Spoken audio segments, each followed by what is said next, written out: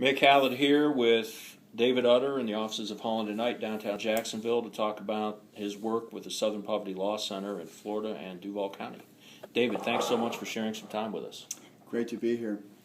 What is the history and mission of the Southern Poverty Law Center? The mission of the Southern Poverty Law Center is to fight hate and bigotry and seek justice for the most vulnerable members of society. We were founded in 1971.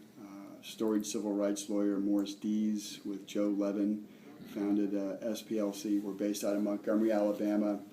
And I guess we're best known for our work fighting against the Ku Klux Klan and other hate groups. Right. We were so successful at that the KKK actually bombed our offices in Montgomery. We now have, I think there's 3 offices besides Montgomery. We've got an office in New Orleans, an office in Jackson, Mississippi, and an office here in Miami, or in Florida, in Miami, Florida, to work on juvenile justice and education reform. And then we also do immigrant justice work, largely based out of Atlanta. So you're the policy director. Your title is Policy and Legislative Director for the state of Florida. What are your primary concerns with Florida? I mean, one of the things that we know is that Florida has long led the nation in prosecuting children as adults. Yeah, that's and it's interesting because that's the sort of maybe the most egregious thing that Florida does to children. We just, after a lot of success in Louisiana, Mississippi, Alabama, when we looked around to the rest of the South, Florida really stood out as a state that is not only huge in terms of its population, but just incredibly ineffective and abusive, egregiously so, when it came to juvenile justice. You know, as I travel around the state working on changing policy, I'm amazed at how readily people understand the problem and how readily people are willing to, embrace reform and do the right thing.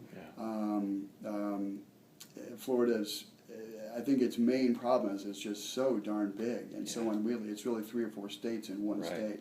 Right. So it's really hard to get everybody on the same page for doing the right thing by kids. Now, on the juvenile incarceration issue, there was a Senate Bill 2112 that was from 2011 that it continues to evolve. Is that correct? And why don't you share with us some of your work on that issue? 2112 was a fascinating bill on a lot of levels, right? Because I guess on the sort of big picture, it first to explain, for decades, every child arrested and kept in the juvenile system that was detained in juvenile detention, juvenile jail, was overseen by the DJJ, the Department of Juvenile Justice, a state agency. And over those decades, DJJ developed standards that were very sort of kid-specific. And so, for example, DJJ does not allow its officers to have pepper spray on their person. They're not even in the building to detain kids. And that's just one example. There are many more that sort of, it's not the best agency in terms of how it treats kids in juvenile justice or juvenile detention, but it's certainly, different than the way we treat adults. So the sheriffs went after that population? Well, the sheriffs, and there was one particular sheriff. It was Sheriff Grady Judd in Polk County in the dead of night. I mean, literally, this bill saw its first, sort of hearing in Senate budget. His good friend, or ally J.D. Alexander, who's the head of that's exactly how they did the privatization bill. Well, and the point is that you have both something that changes policy, 30 or 40 years of policy to say that from now on, any sheriff or any county that wants to take over juvenile detention, they can do it, and they only have to do it under sheriff standards. They don't have to adhere to the more stringent DJJ standards. And there was no real discussion about it. Right. I mean, so it was that perfect mix of Florida politics where we had this really dumb thing, really bad way that we're going to start treating kids. And there was no real debate about the issue. Because when the sheriffs operate the detention facilities, they're using tasers, using pepper spray, all of that. Yeah. Use of force issues are a real concern. Exactly. It boils down to a couple of things. It's the use of force. So, as you just noted, under the sheriff standards, You're allowed to use electronic restraints, tasers. You're allowed to use chemical restraints. Yeah. You're also allowed to use cameras instead of people to monitor the kids. Right. And anybody that knows, teenagers, if you want to have more fights, if you want to have more turmoil in a facility, just stick a camera and put 30 or 40 kids in there. They'll perform for the Absolutely, camera. Yeah. absolutely. And so it's a real problem that the law was passed. It's a real problem for the children in Polk County. But the good news is that so far no other county has chosen to go that route. And in fact, there have been a couple of counties that have taken over juvenile detention but have done the opposite. The best example is Don Esslinger in Seminole County. Sheriff Esslinger, this is a guy that doesn't even have chemical agents in his adult jail. Mm-hmm. So he's a sort of forward-thinking sheriff. And the results show. I mean, in Seminole County, you have fewer kids going into the adult system. You have fewer kids going into juvenile sort of prison. They're getting good results because they're recognizing that by treating kids as kids and recognizing that adolescent misbehavior is what it is, and the kids age out of that. If you treat it as adolescent misbehavior and not a crime, you get better results, better public safety. Okay, that's excellent.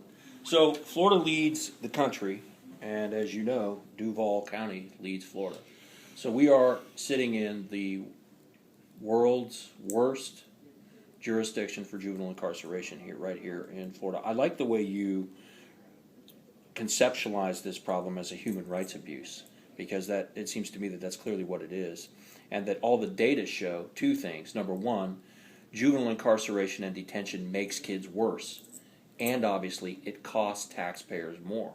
So it seems to me, even from the perspective of a fiscal conservative, we are doing the exact opposite of what we should be doing, not only in terms of what is appropriate and just for a child, but also in terms of what works and what is cost effective.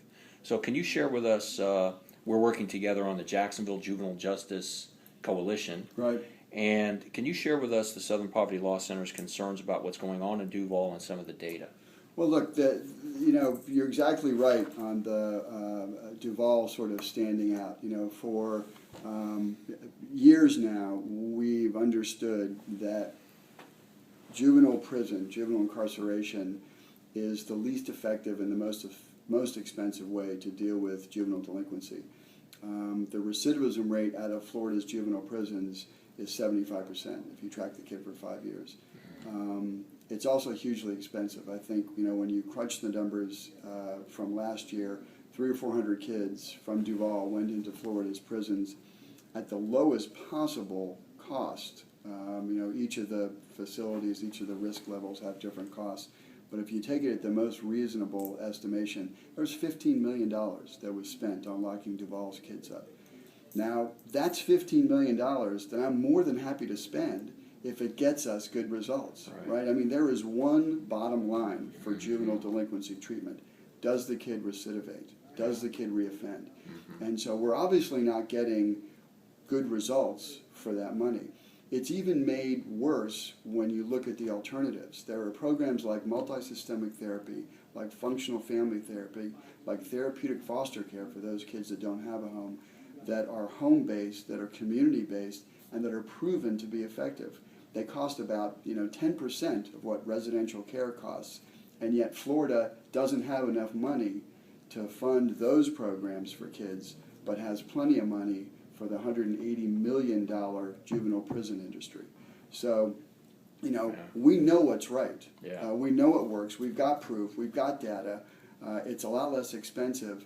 That, in my mind, makes it obscene. And that's a public policy disaster.